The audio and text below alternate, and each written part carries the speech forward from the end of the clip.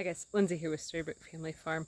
So I wanted to give an update on the bathroom window project because this has been a bigger task than I had initially thought it would be. If you didn't see the video, not the previous one, but the one before that, in that video I showed the start of doing the bathroom project of replacing the boards in the window. There was a lot more termite damage than I had anticipated. So that was kind of a bummer.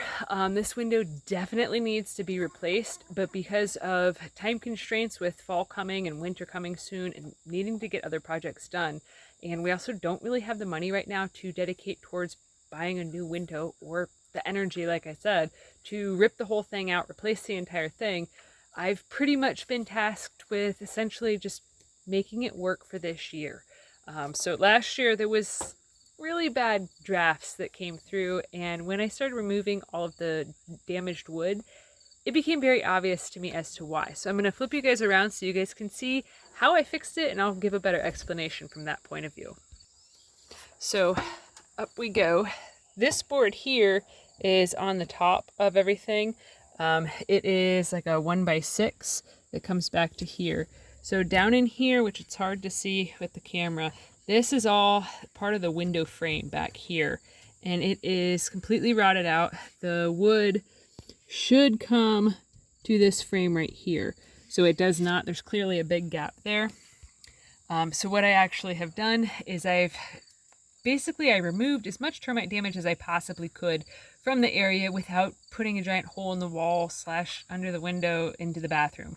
Because when I removed all the termite damage that was there, and the massive yellow jacket's nest that was like that big around, I ain't never seen nothing like that in the wall. That was kind of intense. I'm sure that honeybees would have done a much bigger amount of damage, but very thankful that I seen them before I started actively tearing this apart so I could spray it. But anyways, when I started removing all of the termite damage, I actually was able to see the back side of the paneling in the bathroom.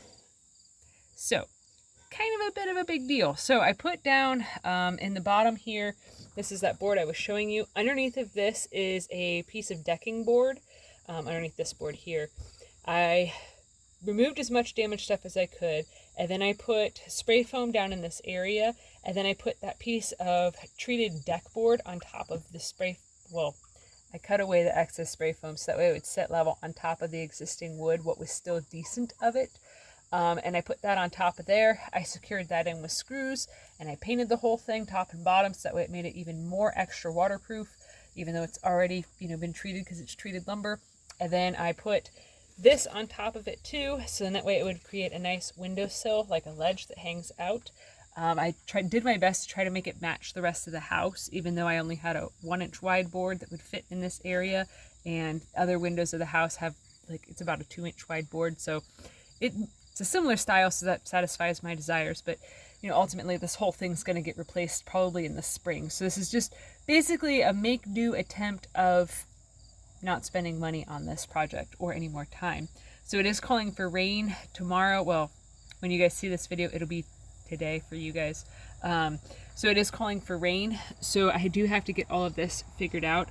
So I do have two 2x4 pieces that I ripped down, so that way they're only 1 3/4 inch wide. So that way they will fit in that channel right in here. So that way there is no longer the gap right here. So that way I have something that is solid, that is there, that'll hold this track in place. And then I also will be able to caulk along the bottom there. So once I get them in place, I'll bring you guys back along so I can discuss what is further ahead. But even sticking my hand right here, because the house is cooler inside than the outside, I can feel cold air coming from underneath the window, which is really surprising because it's probably only like a 5-degree temperature difference between outside and inside right now. So when you guys see me back, I will have them boards done. Alright, so I got the boards put into place. The reason that I've painted all of these boards, even though that some of them are weather treated, they are exterior boards, they're also pretty old because some of this stuff is wood that was here before we got here. The people before us that tried to renovate this house, they used a lot of exterior grade stuff on the inside. So this board here actually was a trim board that they had put up in the living room. So it's kind of neat to be able to repurpose things, but because I don't know exactly how old some of this stuff is, I figured it wouldn't hurt anything to paint it before I install it. So in that way, it's just one extra level of protection. Even though we are planning on this only being like a 6-month type of a fix, who knows, it could be longer, because I've learned that a lot of temporary fixes that you make on homesteads or farming or, you know, with renovations or anything of the sort like that, a lot of times the temporary fixes turn out to be more long-term than you had anticipated. So I'll show you guys how this looks now. So these are the boards that I just put in right here. The paint was still obviously a little wet. So now I just have this gap back in here to try to fill up, and that will be a job for the spray foam to do. And then I will have to, once it's done raining tomorrow / today when you guys watch this, I will end up putting in caulk over in here to reglaze the window on the outside. I've already done it on the inside. These windows are original to the house, well, for the addition of this house. So they're pretty old. They're not the normal like tempered glass type of stuff windows. They're the ones that will actually basically send ginormous shards into your arm if you mess up. So definitely a job to be careful with. But so I'm gonna get this good and sprayed with just a can of the spray foam stuff. That's going to actually bubble up over quite a bit.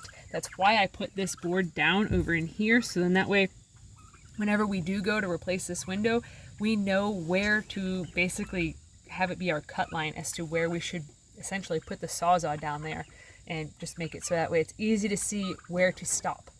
It also, too, like I said earlier, will make it so that way it's easier to adhere some caulk in this area here, and then also put these back on, so then that way it's not, you know, something that's going to be rattling a bunch. Because as it is now, any of the windows that I have not reglazed yet, when you shut the doors, especially if they get shut hard, they rattle. When it thunders, they rattle, because there's just not really much of anything still holding them on, except for, you know, this little bit of moss right here pretty much is what's holding it all together. So that's going to be it for today. I'm going to do the very busy, noisy work of using the spray foam and then running around the house trying to find any other holes or crevices that I can to finish out the can of spray foam, because once you open it, it's kind of not good anymore after that. So it's always good, if you're going to be using it, to sort of know where to run to next to fill in gaps and cracks and holes. So that way you don't throw it away, because it's not that cheap. So anyways, thanks for watching. Have a good one, guys.